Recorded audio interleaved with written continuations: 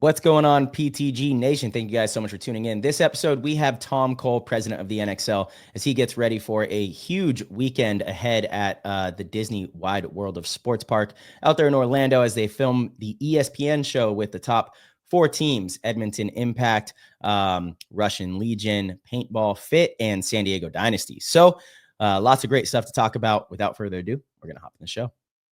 This episode is brought to you by Lone Wolf Paintball. They're an amazing online supplier and have been around since the beginning of the game as Michigan's premier paintball field and paintball supplier since 1987. They are rapidly expanding into the online retail space and supplying everything you need to be the best paintball player you can be. They have got it all. Head over to lonewolfpaintball.com and shop all of your favorite brands.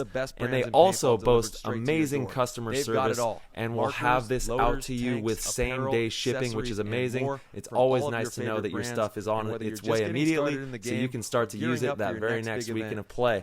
Check out their YouTube, Lone Wolf Paintball, and their Instagram at Lone Wolf PB, and stay up to date with all of their deals and sales. Play the Game podcast is immensely honored to have them on board, and we cannot wait for you guys to check out lonewolfpaintball.com and become a part of their community. This episode is brought to you by Lone Wolf Paintball. They are an amazing online supplier and have been around since the beginning of the game as Michigan's premier paintball field. That was an insane inside move by Marcelo Margot. Great communication. And the crowd starts chanting Harmon. Great shot by all the guys. Tyler Harmon saved that game. Came out with 2 wins. Marcelo Margot was on fire. Welcome, everyone. Episode 304. We're back at it. PTG show is live, and we have the president of the NXL, Mr. Tom Cole, joining us. Super honored to have you here, Tom. I know you're busy making moves. You gotta travel today. It's a wild week getting ready for ESPN, but we're grateful to have you here. How you doing, bro? Doing good. Just happy to be here. Appreciate it. Yes, sir. Happy to have you.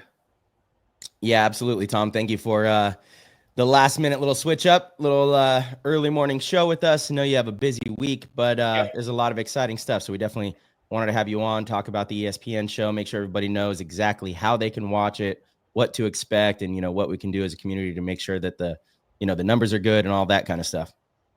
I appreciate that. Yeah. So what do we got going on? What's going on in your world, Dan? Well, I mean, I'll give you the whole story. How's that? Do you want the little breakdown behind the scenes and all that? Yeah, let's hear it. So anyhow, a while ago we went and made a deal with ESPN to do the first event in Atlantic City, right? So that we got that through me going to Tulsa and going to an axe throwing championships, right? So once that ball started rolling, I feel like it's been picking up momentum the whole time. So we did the 30-minute show, and obviously we had that 2 a.m. time slot, which was horrible. Right, or whatever time it was. They still aired it other times at great times, though. Aired it a bunch of times, right? So I think it got some traction. And then they reached back out to us and said that they wanted to do it again, but this year they were going to give us an hour and they were going to give us a better time slot. But it was all going to be post-produced. And then in that interim, we also had another network that I can't mention who reach out to us and say, we're getting ready to walk into a meeting and we want to pitch this to our bosses. Can you deliver us 4 30-minute shows of paintball? So I was like, obviously I always say yes. So then in that little brainstorm section, which was about 10 minutes, I basically said something about 3-man, and they got all excited because one of their concerns was how hard it is to follow. So anyhow, so that conversation happened. And then that's when we started doing the 3-man concept, right, that we tried in Cincinnati, which in the end I thought went great, right? It played a lot of points. Not everybody loved it, right? I mean, obviously there's most of us that love paintball will say that 5-man, the more bodies, the better, right? It allows for a better game to develop, right?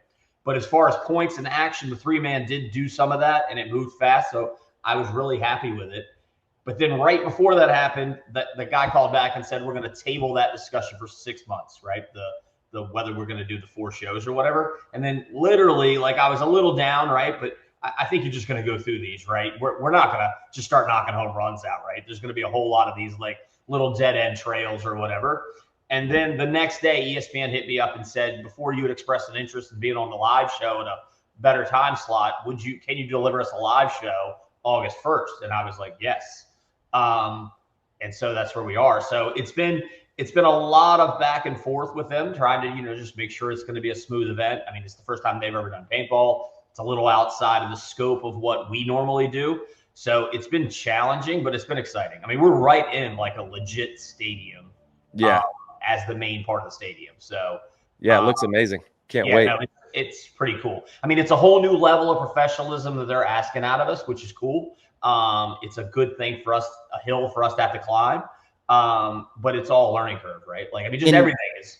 In what way, Tom? So just for example, so we had our own internal planning, and this is just anecdotal, but we had our own internal meeting, and we were going to say, we're going to go check out the venue on Thursday and do a walkthrough. So all of our guys are in line, right? And I just happened to mention that on one of the Zoom calls with Disney, and they're like, whoa, no. You got to get that approved. You go through a process. You got to submit all the people that are coming on site, right? It's just that level that as paintball guys, I think we're very cavalier about procedure, and the rest of the world isn't, right? Like we've had more meetings to do this one 30-minute show than I probably have all year for World Cup. You know what I mean? And part of it's because we've been doing this for so long and everybody handles their lanes, but it's refreshing to see the professionalism they got, and it's pushing us another step to be better at that, if that makes sense. But the markers, right?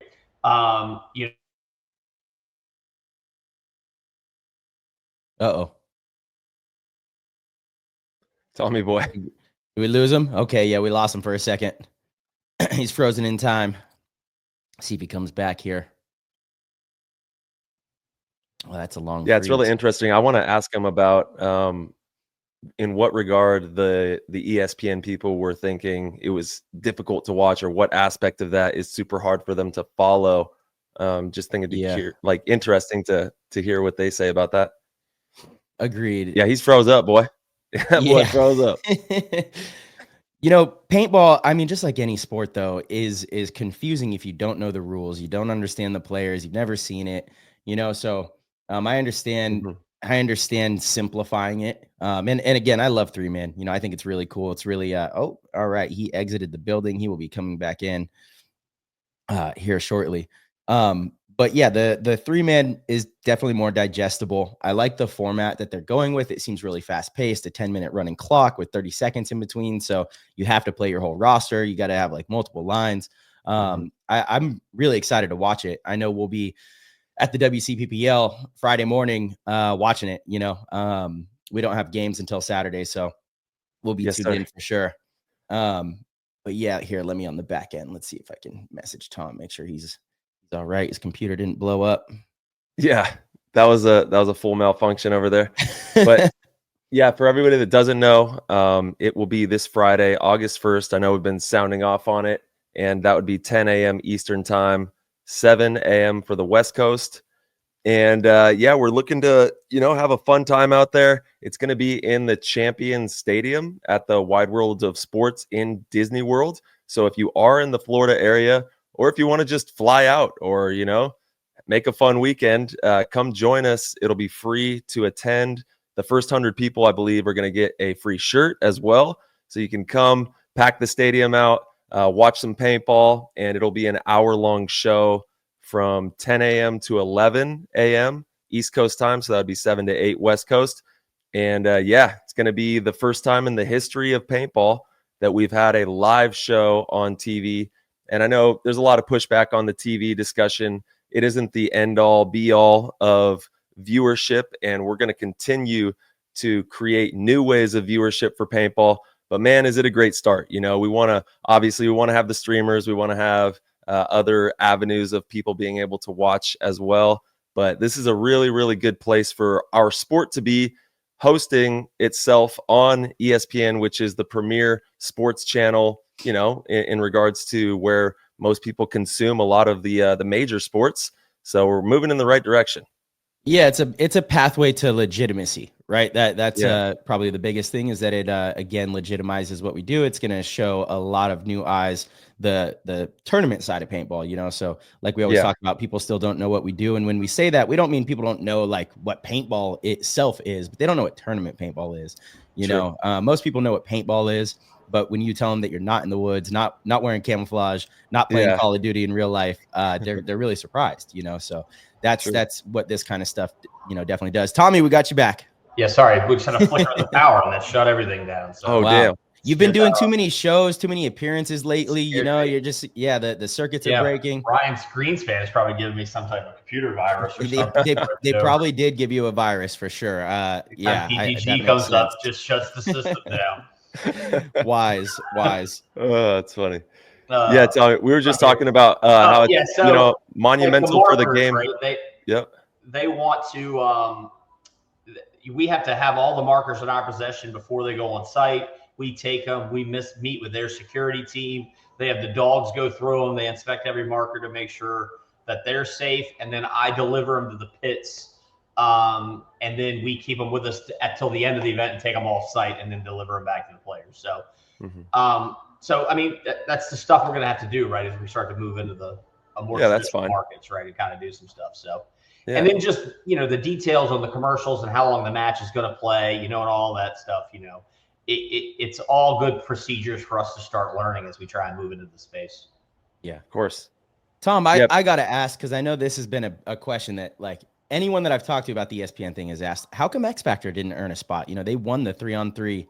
So don't you think it should have been them and then like the next three? And to be honest with you, there's no team I'd rather have than X Factor, right? They're one of my favorite teams, right? They're up there with the boys in blue, no offense to the other two. No one's on blue anymore on this scope, but anyhow. I am. You know, they are one of my favorite teams, and we made the decision. So I had my own internal clock, and I told some people beforehand just so I wouldn't get called out. But basically, we had decided that it was the top 4 teams the moment ESPN said yes, and ESPN said yes pre-Texas or pre-Cincinnati. So those were the top 4 teams.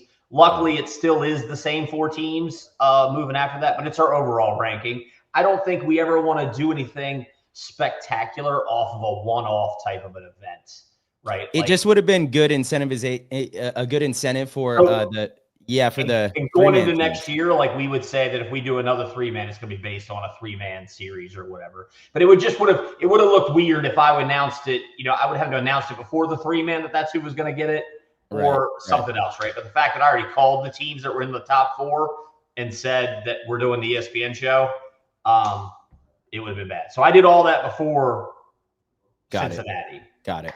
Right. So we just kind of kept it a secret. So, but yes, I would love to have X Factor. I love those guys. So, and yes, their parents are very vocal in my comments. Oh, really? Yeah. Yeah. No, I could see that. That would be a great way to make, you know, all the teams make sure that they're, it's not like, I mean, if you look at the 4 teams we have, it's like if you took an average over the last 2 years, right? They're consistently top 4. Yeah, no, 100%. And so is X Factor. I'm just saying, like, we got to pick the last thing I want it to make it look arbitrary. Like we're just picking who we want. And so top 4 to me makes the most sense, and it shows consistency. Because everybody has one good event, right? That's possible, right? So yeah. Yeah, actually I was sat down with Maddie this last what was it, on Friday or Saturday? And we talked about that. We're like, damn, man, X Factor deserves to be in there. They have a stellar lineup, and they beat us in the finals out there in Ohio and played really well.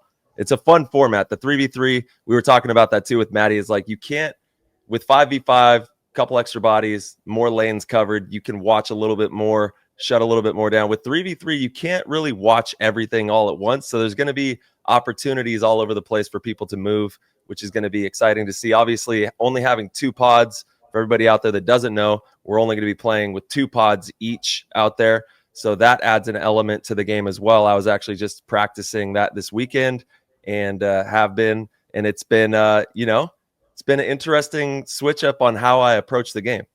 Well, and one of the craziest things we're doing is the running clock, right? And we had to do that to kind of like break down the time. And, I don't know who pitched it to me on my end. Someone on my staff, Kevin or Dave, one of those two, I think, hit me with the running clock thing. But it really fixes a lot of our problems for TV, right? Because now we know exactly how long play is going to be. Whereas I think Cincinnati was a pretty good example. Like some of our matches ended 20 minutes early, and we just couldn't do that with our time slot. We couldn't just be done and say we're going to have 20 minutes of filler, right? You're just going to lose all that viewership. So I think this was a good solution. There's still going to be some challenges and stuff we're going to learn from it coming out of this event, but I think a running clock is really a good way to solve some of the problems that we face in paintball and trying to go mainstream TV. Gets rid of split deck, which I know is one of the things that a lot of people dislike. Yeah. So because you can't do split deck and running clock. How did you solve my bad, T. Just real quick, how did you solve the problem of like, does the clock stop in the last 30 seconds, 45 seconds, right? Like if you're up, I think we have one stoppage in the last 30 seconds. We went back to a couple of different things, so you're catching me flat-footed on that one. But yes, I believe we're going to do a stoppage in the last 30 seconds just to make it so someone can come back. Okay. But we're also saying, I believe that you can't concede in that last 30 seconds. So you got to concede at 31 seconds. We can't have in that last 30 seconds have a bunch of points. So if you're up a point, and the other team's got to attack, they got to win in that 30 seconds to tie it up. But they can't just concede it real quick and then bring another point out, because every time we concede, you're basically adding another half a minute to the time. And so if Okra's on after us, we can't go over. You should only be able to concede if the concession puts you down one, if it's within that 30 seconds, so you can't just like keep conceding. Does that make sense? Because then you can only do it once. You can only do it one time, Well, that would put you down two, right? If you're already down one. Well, no, I'm saying like the concession. So if it's a tie game and there's 20 seconds left, like you think. I got it. You're like, okay, this is my one concession. Maybe. I mean, I'd almost rather the team. I mean, it's just like in football, right? When there's like 20 seconds left, the last team just lets the clock run out, right? Like I'd rather have that point matter and not try and fit another point in. But yeah, that's an interesting debate. That's kind of what I'm saying though, Tom. Because if say it's a tie game and there's 19 seconds left, that's enough time to win a point. So a team should be able to concede at 19 seconds and stop the clock. Correct.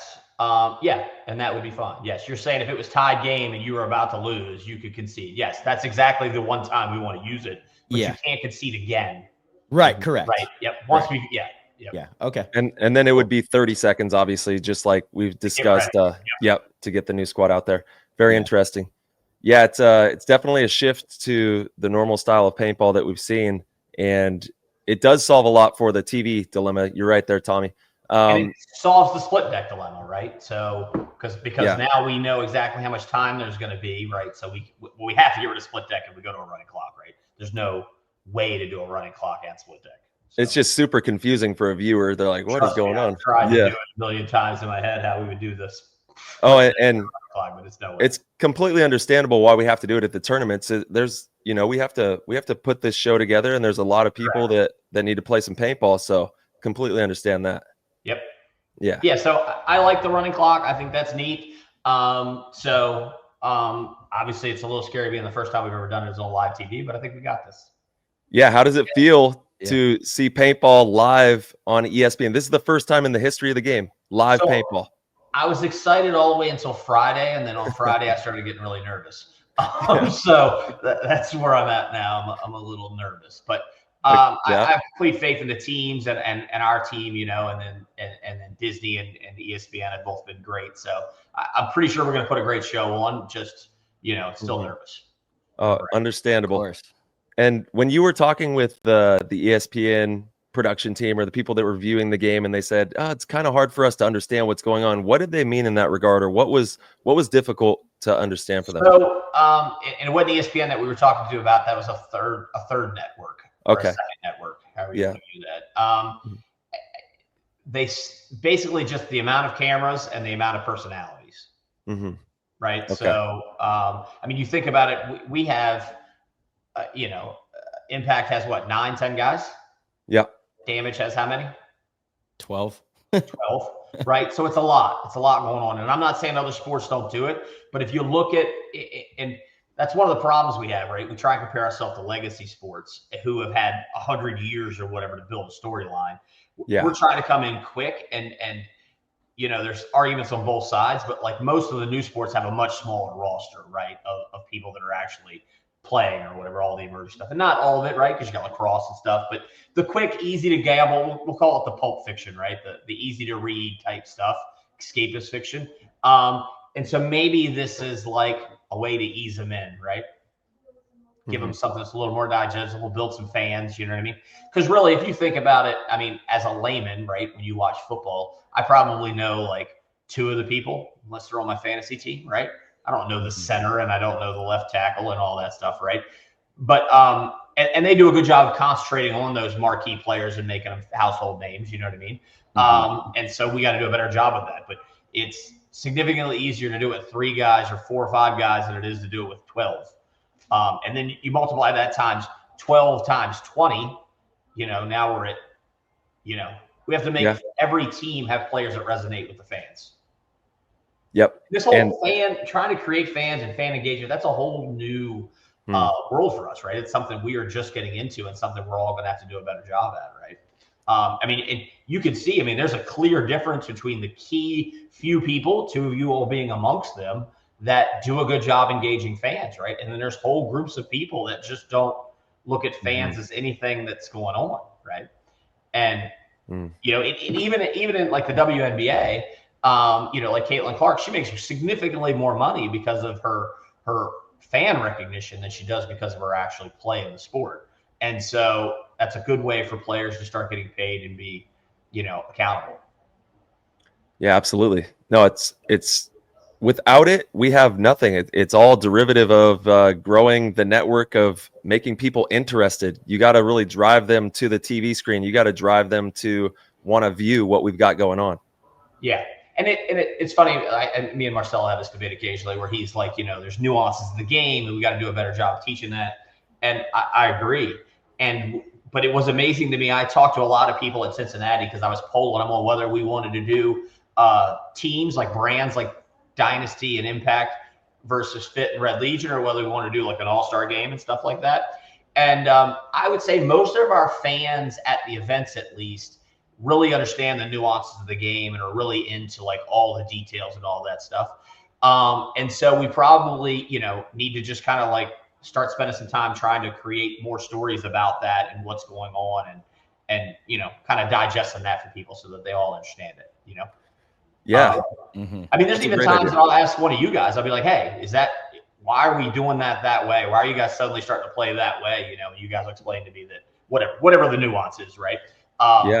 It's an evolution of the game. And we've taken it every step. Trying to explain that all in one sitting sometimes is daunting to new people. No, I love that idea, Tom. Even having like a commercial, say for the Major League Paintball Plus, MLPB Plus, where in the commercial, it's a pro player or someone extremely experienced and they're breaking down a situation like, this is what these guys are doing. He's going to go here and wrap around to put the center player in to allow movement for his player to set up. And like, even if you did like a 20 or 30 second little segments of like pro player insights or just a fun, catchy name that goes with it, for the layman viewer who's watching MLPB Plus, they're gonna be like, oh wow, that's pretty intricate. That's amazing. And I thought you were going with your commercial. So, and we made a couple commercials for the ESPN show. So Tyler's one of them. And you did a great job with your voiceover, by the way. It was really good. Thank you, sir. Very compelling. I'm excited for it. But so we've made 2 paintball commercials, one advertising Major League Paintball and the World Cup and how spectacular that is, because I do worry that the ESPN show is going to miss some ambiance of like what an event's like, because you know, there's going to be less people there than normal. And then also we did one about just going to go play paintball and driving people to the regular parks, right? I feel like that's important. But yes, you know, you can have the best product in the world. If no one knows it exists, then it doesn't matter. That's the problem. It's not the product, it's the problem. Yeah. So, you guys are doing a great job. And I want to highlight the teams, obviously your squad, and then you've obviously have a whole new team of people you're working with going into this event at ESPN, at Disney World. So what has that been like, you know, getting everybody to merge and be symbiotic and work together on the same project? I think it's been great. You know, we also have Go Sports, right? So we have Go Sports, and we brought in the 2 guys from UFC to work over there. So we actually have 4 teams. We have Disney, ESPN, Go Sports, and Major League Paintball. So it's been good. I think it's good growth for us as a company, right? As a league, to kind of like be in those environments and kind of like negotiating and working out the details of trying to get this event off. I think it's been good. I think all of my staff has learned a little bit. So I think it's been great. I mean, it's, there's paintball time and there's the regular world time, right? So everybody over there is on point. So. No, it's an amazing moment because, like Marcelo said, it adds some type of legitimacy to the game. We've been working our asses off for a long time to just kind of like you said, Tom, sound the alarm and let people know, hey, paintball is a sport. There's a lot of hungry players out there that love this sport and put their lives into this game. And this is a big moment to not only just for, our little community, but for the world at scale to be like, yeah, I love paintball. Paintball's on TV. It's amazing. Well, and I talked to JD the other day from Fit, and they just happened to be in Orlando for another event. And they drove by the venue and went to the venue, and I asked him how was it. He says you get chills when you go in. So and that's our goal, right? We want the players to feel that, chill when they get in there, right? So I pray at some point in time we're playing these stadiums, every other day and kind of making a full league out of it. There we go. Yo, how are we gonna? I know there's gonna be sports that are playing next to us. Kind of dive into what it's gonna look like out there, or what's going on, and is there going to be netting over the top of this thing to keep paint from coming out of the? There's not going to be netting coming over the top. We have some different blockers. It's going to be a little taller than normal. Okay. And nice. We're using lifts to kind of pull it up because we're only playing for an hour. Yeah, we're only playing for an hour. Couple out. Yeah. So it's going to be quick, right? We're only playing for 30 minutes. We have 3 10-minute matches. You know what I mean? So, and we're in a good place, right? There's no safety concerns there, right? So we have all that done. So, so it's going to look like a regular paintball field, just with little taller nets. Okay. And we do these things on the sides that catch the strays or whatever. And we have we're testing something here that's going to be special to stop the bounces. So. Oh, interesting. Oh, all right. We're not releasing that. Wow. That's breaking news. We're going to get rid of bounce shots. You heard it here first. Damn. Well, I don't know if I'm trying to get rid of the bounce shots. I'm trying to get the bounce outside of the park type shots. Yeah. 100%. That is a downside. The fact that, paint flies into the, parking lot, the staging area. We do need to limit that as much as possible. Tom, a quick question from the Discord, because it's kind of fitting right now, is from Gritty. He wants to know if we'll see any on-field or off-field interviews with the players and coaches in between sets. Will there be any content like that? There will be in that show. How much video content we're allowed to release is we actually have a debriefing today at 4. I don't believe we're going to be able to have a lot of content coming out of the event live. They have pretty strict media regulations on. Of course. No, but for the live thing, they will have that stuff. Right. Yes, we just won't be putting it up. Yes. Cool. So, and keep in mind, we're not directing this, right? So ESPN, and that's the way traditional sports work, like the NFL. The NFL is not really directing each show. It's up to ABC or ESPN or NBC, whoever, to put the best product they can out. So we're really in a symbiotic relationship right now, right? They want the show to be successful, so they're going to film it. We are obviously advising them and trying to help them with our nuances of our game, but they're the ones directing it. They're the ones that are picking basically how the show is going to go. We obviously have our team in there. Brett, Mike, and Darren have been great, and Maddie, you know what I mean? They've been working with those guys, trying to help them not fall into the pitfalls that we fell into in the past. And they've been great. The Disney guys have been pretty receptive to everything that we've been saying. So there we go. Yeah. Well, we've obviously got some paintball players over at Disney and ESPN. So shout out to you guys. Thank you for, supporting us. And the squad is looking strong. I think even if I'm not mistaken, is Todd Martinez involved? He's going to be helping with some commentary. Yeah. So I believe we have 3. We have Mike, Maddie, and Todd. Yeah. We're breaking out all the stops. There we go. Wow. That's a big 3 right there. That's a big 3. I believe, I think Mike Jeffrey has been doing a great job. I really do. He has been doing a great job. Yeah. I actually spent some time this weekend watching some of the old stuff. He does a great job. Absolutely. And Todd is one of my favorite commentators of all time. The challenge, they speak for 3 hours or 3 days. You know what I mean? That's unprecedented. You know what I mean? That is a brutal regiment. So shout out to those guys. We definitely appreciate that.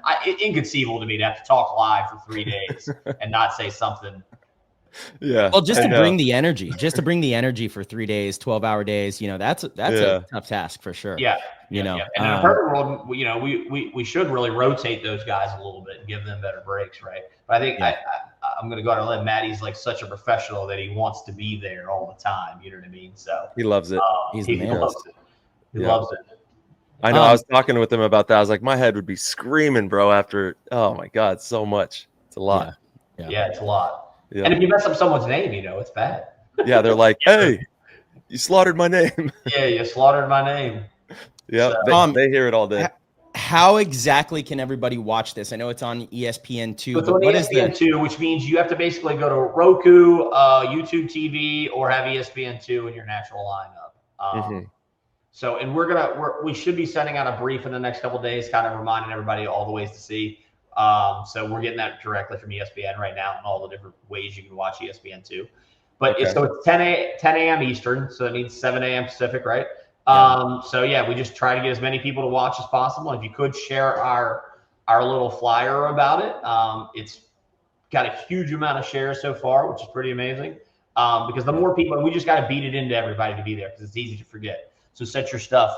Because we had a good enough number last time at 3 a.m. or whatever that meant that they wanted to call us back, and not everybody got called back, and not everybody got upgraded, right? So this could be the start of something. You mean the one where they stuff each other in the tires? They didn't get the upgrade? Dude, that was entertaining.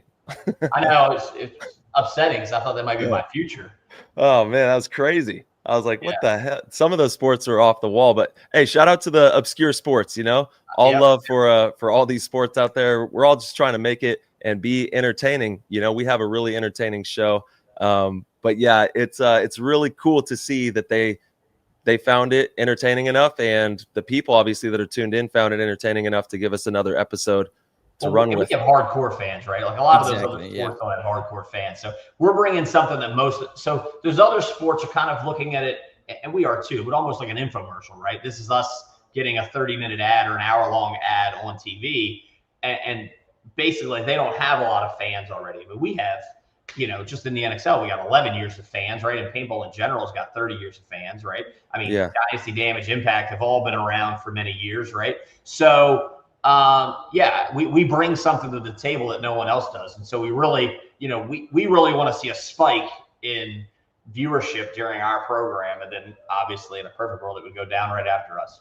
But we want to see like a big little spike in the whole little attendance, right? So that we become the must-have. So for the viewership, you said Roku. Explain, maybe people don't know. That's a device that you can hook up to your TV. For Apple TV, Roku, or a smart TV, right? But you have to have a subscription also. So Roku also has a subscription, very similar to YouTube TV. I don't know if you guys use YouTube TV, but basically YouTube's free, and then YouTube TV is basically the OTT version of cable, right? Yeah. So you can have YouTube TV and watch whatever you want to watch. So it's just another subscription service like Netflix, but it brings you more live programming. But if you have traditional cable, it'll be on that as well. Right. Okay. Yep. Nice. Yeah, so you'll have multitude of ways you can tune in on that YouTube TV, the Roku, or if you just have your broadcasting network that you use, they'll have it on there for ESPN2. And we were on the Ocho as well prior, right? Isn't that right? Yeah, it's funny. One of the days that I sat down, I wanted to go watch the other shows that were Ochos to see, what they look like, the live shows. And literally, the time that I turned it on, paintball was on again. No shit. So I felt pretty good about it. And that was just a couple weeks ago. Nice. So yeah, they've been airing it a lot. Good. I mean, that's the advantage we're in now, as opposed to, and I see all the comments, that people are like, it's been tried, it's been tried, right? We're at a different time in the world than the last time this was on TV. I mean, Netflix didn't exist, Amazon didn't exist, there's been a huge dynamic shift in the TV world, right? So now content is king, whereas before, there was only 12 channels, or even in the cable era, there might have been 100 channels. Now it's infinite. You know what I mean? It is infinite. So, and content, they want content, and then they want our loyal subscription base or our loyal fan base to go over and be a part of whatever they are, because they found that, if Amazon has the niche sport that you like, right? You're like, Rainey wants to watch poker. He's going to choose Amazon over Netflix if Amazon has poker, right? Because the other content starts to blend together, but the niche sports don't. So if you have the exclusive on paintball, you're going to get the paintball guys to sign up for it. And where it may be a small number, it's still a number, right? Yeah, absolutely. 100%. Anything you can do to get those people to sign. So I think it's a different era, and it's a lot cheaper to be on live TV now. I mean, so. Yeah, and it sounds like, sorry, March, go ahead. Oh, no, I was just going to say, and you're right. All these streaming platforms, they're hungry for sports, especially. It seems like that is kind of the meta. These like sports documentaries or, live sports, they're really hungry for them. So yeah, and live sports still is the holy grail, right? All the documentaries to build drama for the live sporting event. They're trying to drive everybody to that because that really resonates with viewers and kind of captures viewers at one time. Whereas like, if something comes out on Netflix, you can watch that at any time of the day, at any time in the future, whatever. So there's not that urgency. You have to watch the Super Bowl Sunday, February 3rd, during those 3 hours. So if you want to reach someone today, that's the commercial you want to have. And so that's what live sports brings. And that's why live sports is really dominating the TV financial scene right now. I mean, ESPN just bought 3% of the new lacrosse league. So the CW just purchased the rights to the bull riding league, professional bull riding, PBR. So wow, it's in high demand for sure. Sports are definitely in high demand. Welcome to PTG World, the ultimate paintball community where the game never stops and the vibes are always elite. Inside our Discord chat, you'll find nonstop action in rooms like the Players Chat, Gear Talk, PB Fashion, News, the Media Gang channel, and the exclusive Guest Questions channel where you get to ask our weekly podcast guests anything you want to be answered live on the PTG show. But it does not stop there. We also host monthly GOAT Squad live hangouts for our GOAT tier members, packed with giveaways, laughs, and nonstop behind-the-scenes shenanigans. It is a full hour of community fire with the most amazing people who are locked in every day for the love of the game. Whether you're a weekend warrior or a seasoned pro, PTG World is your front row seat to the pulse of paintball. Click the orange Patreon link at ptgpodcast.com and join the party. Once again, that is ptgpodcast.com. Click the orange link and we will see you in the chat. Yeah, because it's one of those things that, once you, like you talked about, building the fan base, you get these loyal followers. They're going to tune in. They're going to want to watch their favorite sport. And I think we've done a really good job of being personable and being connected in our communities all across the country and the world.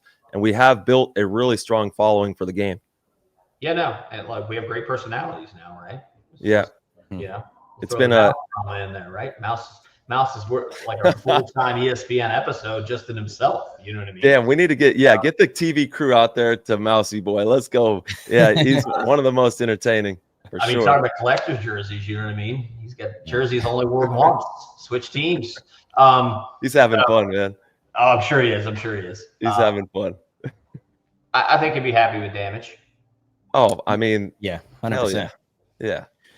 Yeah, it's life is crazy. That was like the only thing that I could say when the news got released. I'm like, if you would have asked me this a couple months ago, I would have never thought we'd be sitting here in these roles. But we're excited to have them. Obviously, what's funny is really just missing Rainey, right? So Rainey left Damage to go to Impact to build the old team together, and then you guys all left.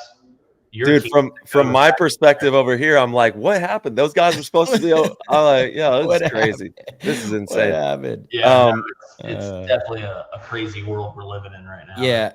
Again, these stories are interesting though. They're interesting, So the more that we could do to showcase them and talk about them, gives people a reason to care, tune into games, tune into, different rivalries and stuff like that. Like that's what sports are about. That is the meat and potatoes of sports, like you got to give people a reason. I mean, I haven't watched UFC fight in forever. I paid $92 or whatever it was to watch Max Holloway, partially because we've had Max on the show and we're like, he's a paintball guy, and it was Dustin Poirier's last fight.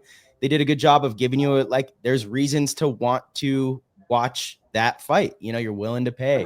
That also where it comes back to advertising, right? Like if you don't know the fight's happening or whatever, right? So we as an industry and players, because we're all player first type driving, right? Even the guys that are all the head of all the companies, we're all players, right? Every single one of them. And so we put a lot of our improvements back into the player experience, which is, is right? There's not something wrong with that. But at some point in time, you also have to start putting some of that experience back to the consumer, right? Because if not, we're just a participation-based sport, right? If we want to go to the next level and have fans, then you got to start putting that same effort into the fan experience. So that's something we're trying to be better at on our side, right? So speaking of that, Tom, I know obviously your team, the league, the players have been, pushing and promoting this ESPN thing. One of the questions, again, from the Discord is from Dilly Kills. He wants to know, is ESPN promoting this at all, ahead of time? Is there anything that that they're doing? They've put out some stuff. I wouldn't say that they're putting out like each individual commercial of a show. They are putting out like ads, stuff just saying the Ochos is coming, yada, yada, yada. I haven't seen anything directly other than the emails they send me, for like approval or whatever about what's going out. But it's mostly been via press releases or whatever. But yeah, I don't think they're going to, that's one of the things, like only marquee stuff is really getting of course, commercials like that are driving it, right? Like, so it's really going to fall to us to kind of drive that. Yeah. And I know there's a lot of people out there who are, talking about the format and have concerns about the game. So how do you balance making the sport more entertaining for the viewers versus staying true to competitive paintball and what we've built over the years? It's the challenge, right? So like we had to write, or like I was working with a guy who's kind of trying to help us be like, move into the modern world of the professionalism, right? One of the things that they like wanted a company mantra, like a statement, from us, and mine was to, basically grow professional paintball to grow the game of paintball without losing legitimacy of the sport, right? So I don't want to turn into WWE, right? Or whatever it's currently called, right? But at the same point in time, I don't mind making some tweaks that are going to make it better for the consumer. And the perfect example that I see all the time, is like the commercial timeout in a football game. I went to, my CFO took me to a Tennessee game, and somewhere in the point in time, some guy just walks out there and just stops the game and says, "We're gonna sit here for 15 minutes," right? Very bad experience for me. I'm like, this is the worst thing ever. But obviously, they're making a concession because all that extra money that comes in from TV rights. So it's a fine line, and you'll notice like. I really, as much as I pitch hundreds of crazy ideas, and about 70% of them get shot down as being stupid, right? But I very rarely try them on the main stage, right? We have not made a change to the format basically on that pro field almost the entire time.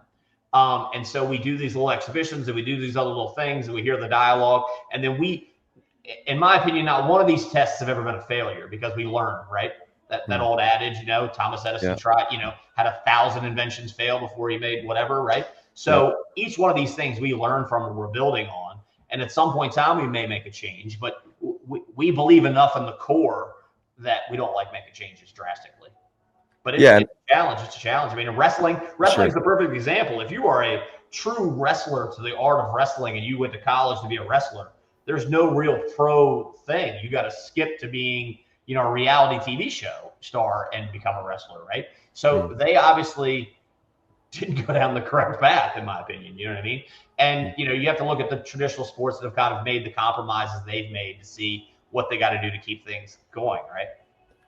Yeah, and the consumers, they want to shoot the paint and they want to play 5v5 or 7v7 and 10v10, and that's all still going to be there. But just for the sake of having something that we can pack into a screen and make people go ooh and ah a little bit, these moves are going to be electric. There's going to be, like I said, with 3v3, you can't stop every move. You just can't. There's not going to be the other unforeseen thing, and that's the economics of it, right? So like traditional X-ball, like not everybody knows the story, but there was a time when traditional X-ball was pitching to TV, and they actually created the format specifically for TV.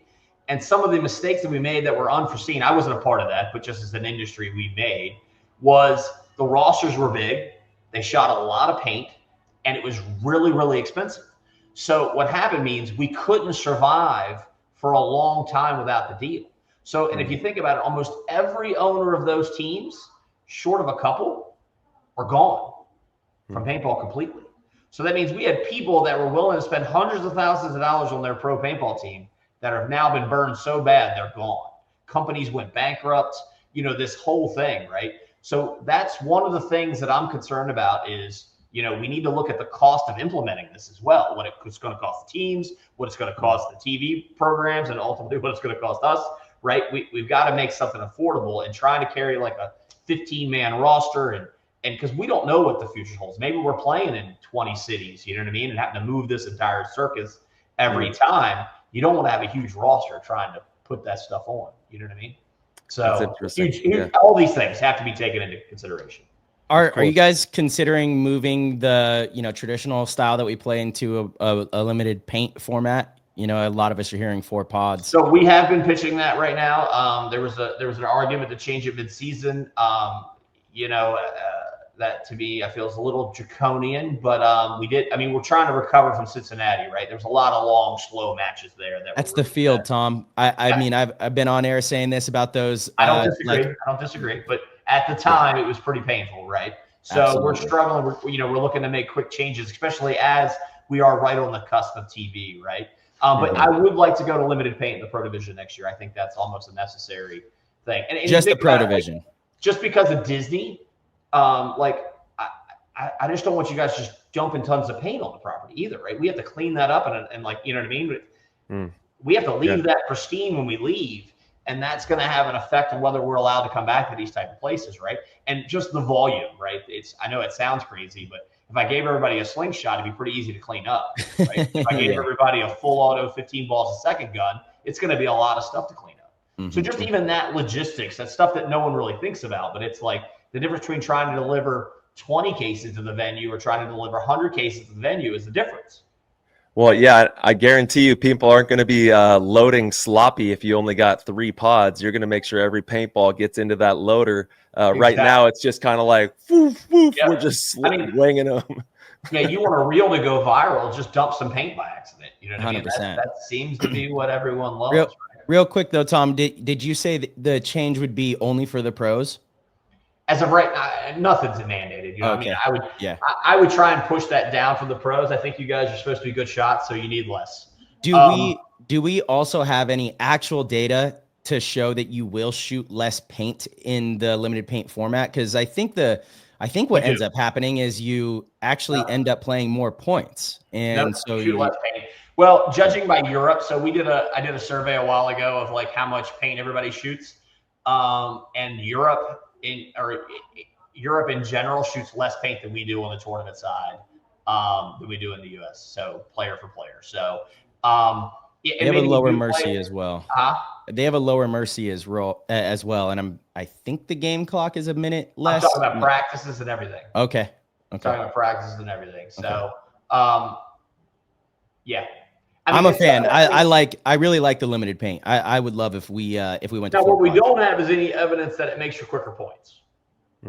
Right. That's the one thing, because we're actually almost dead even with Europe right now. Right now, there's some complications with that, but right now in Europe they play about the same amount of points with limited paint as we do with unlimited paint. Now we typically play slower than they do, as a rule, American teams. So. Except for the 2 European teams that come to America, they play ridiculously fast as well. So some would say the European style of paintball is just faster. And I'll point out that those 2 teams took first and second at that last layout there. Yeah. Well, you know what else is funny about that is those are the 2 teams that did not play their starters in the 3-man on Thursday, and it was really hot and humid out there. Good call. Yeah. Yeah. But I also think part of the fast pace is that they compete on turf, AstroTurf, which makes a big difference in like how you play and move around. And it's a lot harder to shoot people on the break. Actually, people slide further.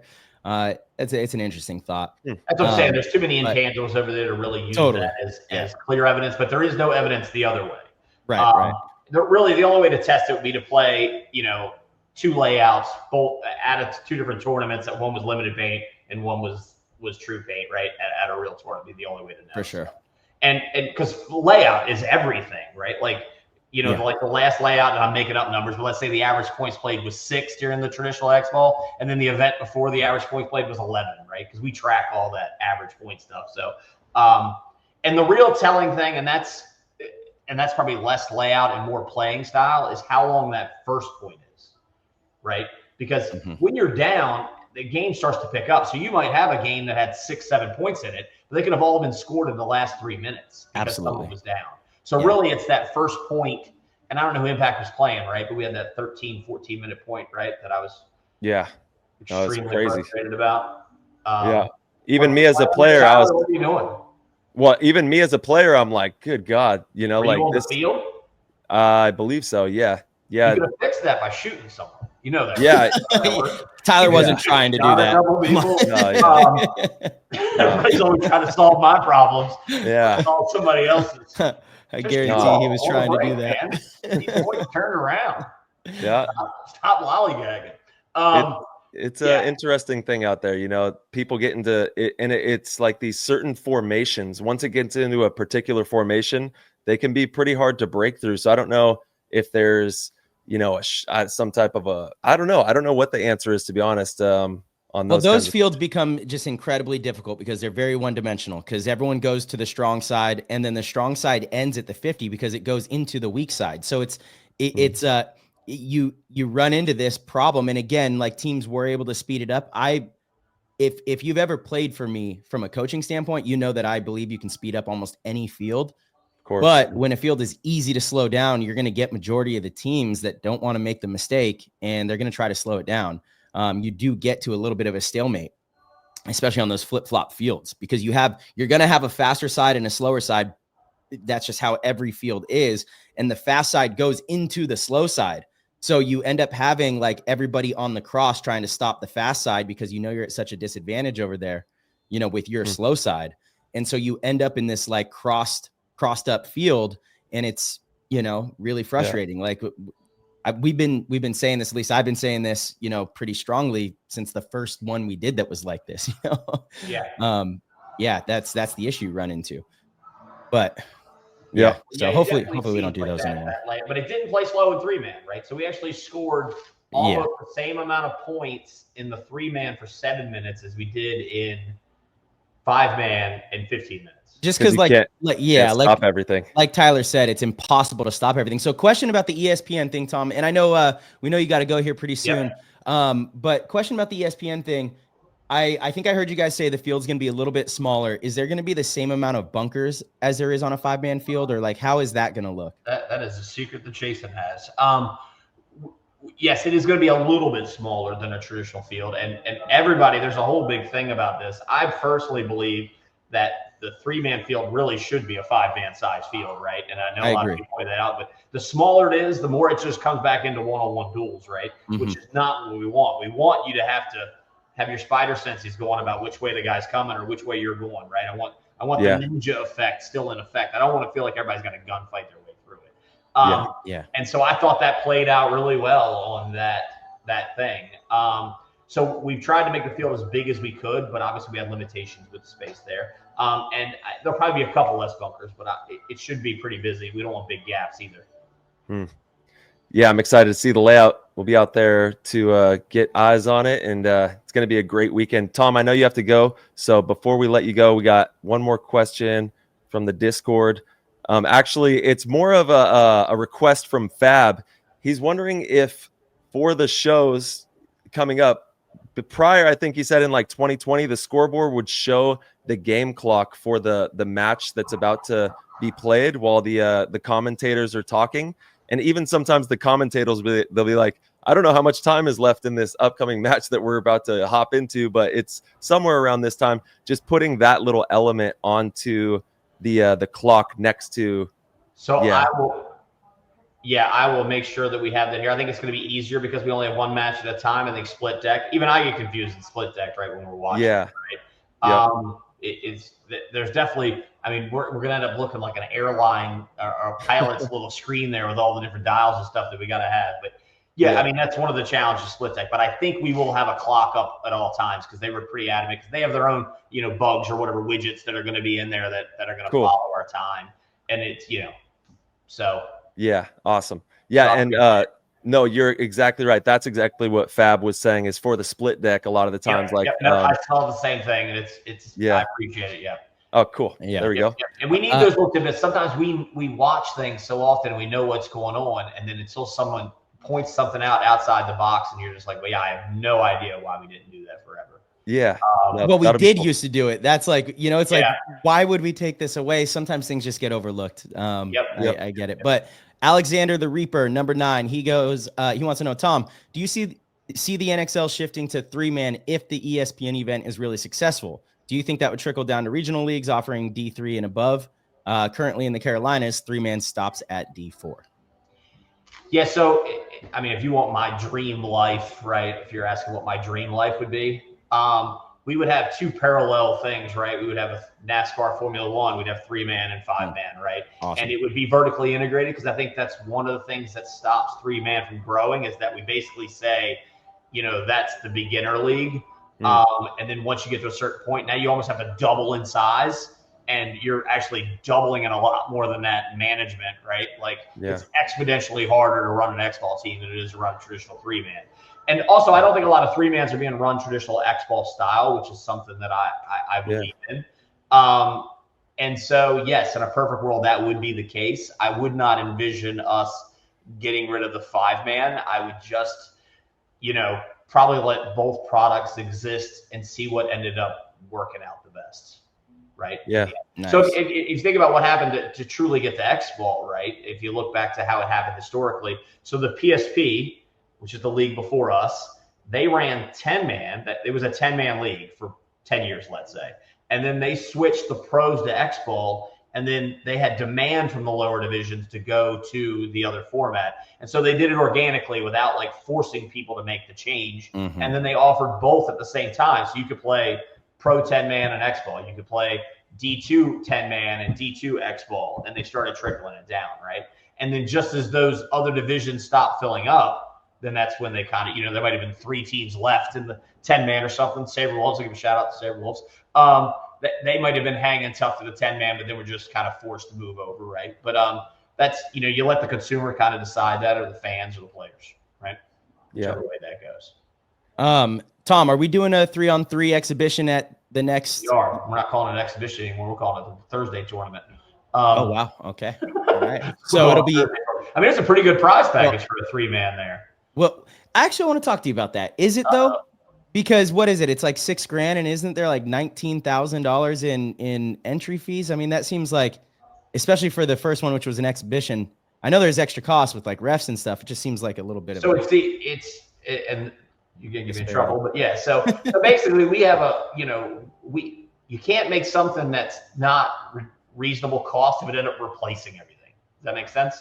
So we have to charge the same amount to be on that field, right, cost-wise, as we would for anything else. Now, there's some economies of scale, and you did get some of that. But and no, we didn't bring in 19,000. Probably brought in 18,000. But a little less, right? But, you gave a couple teams free entry. No, it's 18 teams. Oh, okay. Oh, yeah. It was less than $1,000 a team. Yeah. So that's not 19, even in my dumb math. So you want to keep the cost the same. So you basically played the same amount of money you would play for X-ball, right? I just feel like it's a big ask because it is a draining thing to go and do right before you're competing in the main event, which you're, competing for a series title, a top 3 spot at the World Cup, which is the biggest event, $40,000 grand prize. Like, it's a big ask, It is. And I would say that, like, especially the way the lineups have been going, right, where people are playing the same 5 guys and stuff like that. Yeah. That's where you start giving your guys real world reps, right? I think that's you guys, true. I think the way the teams are being run today is really doing a disservice to the up and coming players because you guys are really only practicing in any type of urgency the 1 week before, which is the layout weekend. Well, this is your guys' fault. Give us 2 weekends of layout. This is your guys' fault. You guys have shortened the game time so you can make less mistakes. Paintball on your own. You shouldn't need me to walk you to it. Right? You when can create your own layout and go practice. When teams have to fly people in, hey, I'm at a field every single weekend. Problem with their own creating. I don't think Fit flies too many people in. No, they don't. They don't. Right. Not every team is operating. So anyhow, but you guys, we could use that as like, like I'm going to pick on like the Russians, right? Let Malloy go out there and play with 2 of his guys that aren't getting the reps, right? And let them play in real world stuff so they can learn. I think, Tom, real quick, I think this goes back to what we kind of opened with. If there was a reward outside of the prize package, like if you're doing this at every event, if you are the top 3 teams, then you're going to be on the, the ESPN. We would do that next year. Yeah, we didn't know all that in advance. Of course. Right. So I couldn't go back in time. But yes, if we, of course, going into the future, we will use the rankings. As a matter of fact, I'll mandate that right now. We'll get in trouble. But we use the first event. We use the first event 3-man. I love mandate stuff. The first event and then the future events for the next 3-man, right? Nice. We'll use the rankings for that on the next 3-man show. I do feel TV guys are going to migrate towards 3-man because it's cheaper for them to film, right? Seems like bottom line, right? If you're building a pilot, you don't, I always thought it was funny because Game of Thrones, apparently their original pilot was like super under budget, right? Like they didn't spend any money. So that's just how it works in those starter things, right? Yeah. And then as you move, you grow up. And by the end, they were spending billions of dollars an episode. So I think that's kind of where we're going to be at. So yes, you're going to want to do well in your 3-mans. Are there going to be any other surprises or cool things that you guys have? Because honestly, it seems like I obviously can't say everything. But I mean, there is so many. It is like mouse with team options right now, right? Things are just rolling in. Come on, man. Let's leave our boy alone, I love Mouse. Mouse. It's a compliment. He's got team options. That's true. That is. You're right. I put myself on the Rolodex, not one person called me. You're right. You know what I mean? That's how I play anywhere. We were talking about picking you up, Tom. We were talking about picking you up. So I think Dynasty would give me a shot. I've been a little guy for a long time. It would. Yes, you fit the age bracket. I wouldn't be the oldest guy in the room maybe in a couple of years. But yeah, so there is things cooking, right? We are moving this ball, right? So and I have one more request. Yep. It's my last request. Got that smirk, so I'm starting to work. It's a big one, and it's a little prima donna-esque. I get it. Can we please get some tents behind the pits for like there's nowhere for the players to avoid the sun at some of these incredibly hot events if you're not in the pit. So you're like, I don't know, it really sucks. We'll see what we can't do. Yes, I will try and do that. It would be if we got rid of the split deck, you'd already have your other tent right there on deck. So the on deck guys could be in there for their whole 30 minutes just hanging out. That'd be great. Yeah, that'd be amazing. That'd be awesome. That would be amazing. Just a slight request. Tom, you guys are doing excellent work, honestly. Excellent work. It's a team effort. Like you said, it's a big ask. Like I called 18 teams and asked them to do the 3-man, or I called 20 teams and 18 of them said yes, right? And so we do appreciate the fact that people are putting in the time and doing what we, helping us, right? It's a team effort, right? It's not just us versus them or that kind of situation that I feel like we've had in the past. I think we have a group of players and owners that are great. I think the league is doing good things, right? Obviously, I'm part of that, but I just think we have a good situation going on here, and I really do appreciate the teams being cool. Oh man, right back at you, Tom. The best in history. I'm gonna throw out a whole bunch of stuff out here. So now each team, the owner of the team and the coach, are now going to get free VIP passes. And each team is going to get 10. I believe it's 10. Dave Painter's going to be on me about the number, but let's say a certain amount of passes a year that you guys can give to friends and family. Oh wow. Well, I've always had this unofficial thing that if your family comes in at your local event, I would give you a ticket, right? Because who doesn't want their mom to come watch and play? And I feel like that's the least back we can get, right? But now more of the moms are traveling. So now we have a lot of moms traveling. And if you don't know to ask, it's kind of unfair, right? Like I can't imagine a leverage guy asking me for one of his mom's tickets just because he doesn't know me that well yet, right? So it would be better just to make it an official thing and just say, hey, here's what you get, and you guys give them out, and you guys can decide how it works out, right? It's amazing. It's a fair give back, right? I think, sir. Right? So absolutely. It took us 11 years to get there, but we're good. There we go. Hey, it's happening. Dude, that's actually really cool. Yeah, no, I love that, Tom. Thank you. Amazing. Yes, sir. And I know, Tom, you got to hit the road. What's going on? What do you got going on today? Where are you going? I'm going to Disney. You're headed there right now. Yeah, I'm driving Mickey Mouse.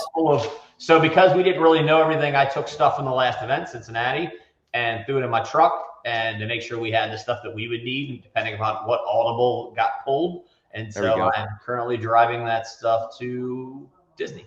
You're a damn legend. Let's go, Tom. Let's go, baby. Absolutely. Man who drives a lot, that's for sure. Hey, he's got the drive. He's got the passion. That's what we need.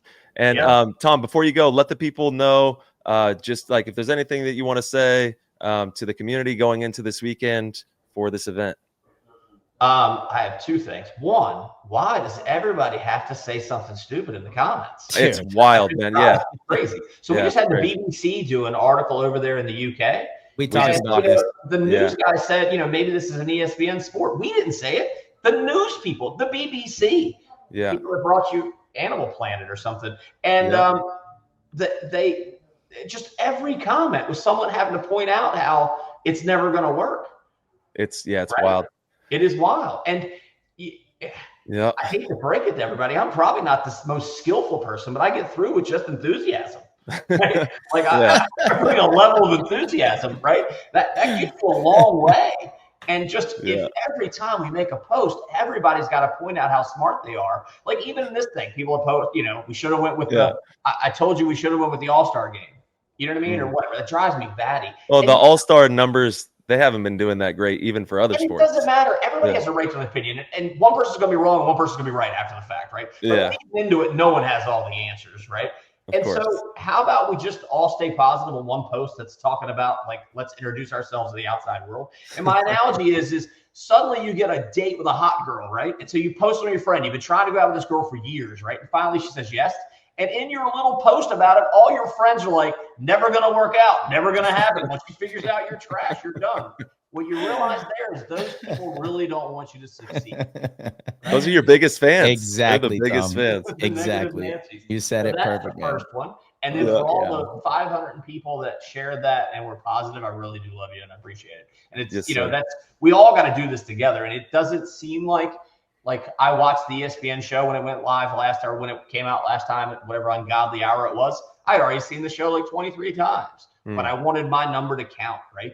We all have to make ourselves count. And sometimes it doesn't seem like you can, but TV viewership numbers are small across the board. And so the more people we have on there, it's a huge change in what's going on. So I would say 99% of our people are great. Just apparently people just have to point out that they're smarter than the rest of us on social media posts. I guess that's the climate in the world right now. Keyboard warriors, man. They just we're a small pretty incredible. Right? We're a small little group. We're a niche sport. We should all be looking out for one another, right? It's like let's boost it, especially in a public forum. Because what happens is when you tag ESPN or you tag those people, they now have access to see all that stuff, right? And if the own community doesn't believe it's going to work, why would anybody else believe it was going to work? So, we got to boost it. Come on, everybody. People don't think about it. I've called people, I've messaged people, right? And not one person is like, I 100% am willing to die on that mountain, this is never going to work, right? They're always like, I think you could have done this better or whatever. Like, so point out that this could have been better after the fact, right? Let's get to the mountain first before you tell me I'm not going to be able to climb it. So that's frustrating. Well, keep the comments rolling. It takes just as much effort to write a good post and a comment as it does the other way. So just channel that energy and let's boost it. Let's keep it going. But at the very least, keep sharing, commenting, getting engaged.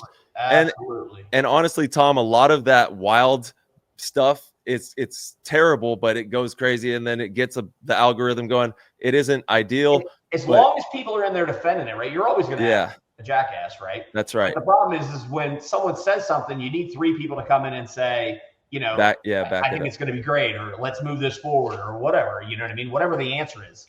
I mean, there was one guy when the original post went out about that we were the first time live. Everybody would comment. I've already seen it on ESPN, and one guy would literally write, "It said live." It said live, every post. I love that guy. And if you know that guy, send me a message. You get free VIP passes. But then he also wrote, he's like, I'm pretty convinced after this that paintball people are not the brightest. And I'm like, I like that little comment. So, but we just got to do what's best and kind of go for it. You know what I mean? I think it's the same the world over, right? That's for sure. But we're a smaller community and everybody wants to grow it, I believe. That we just need sometimes to be reminded that our comments can hurt that goal. That's right. Yeah, let's all stick up for our beloved sport here. And Tom, I know you got to hit the road, so you be safe out there. And we'll see you out in Florida very soon, all right? All right, appreciate it, guys. Thank you. Appreciate it, Tom. Have a good day. Guys. Peace. All right, everybody. Thank you guys so much for tuning in and listening to the show. We appreciate your support more than you know. As you guys heard about midway through the episode, if you guys would like to support PTG in any way, you could head over to ptgpaintball.com. You could click the orange Patreon link and sign up at any level and get access to our Discord. The Discord is one of the most phenomenal communities in the game of paintball. We have so many different channels in there. It's great for learning. It's great for connecting, finding teams, selling equipment, whatever it is you want to do in there. We truly have it all, and we hope to see you in there. So again, head over to ptgpaintball.com, click the orange Patreon link, and we will see you in there.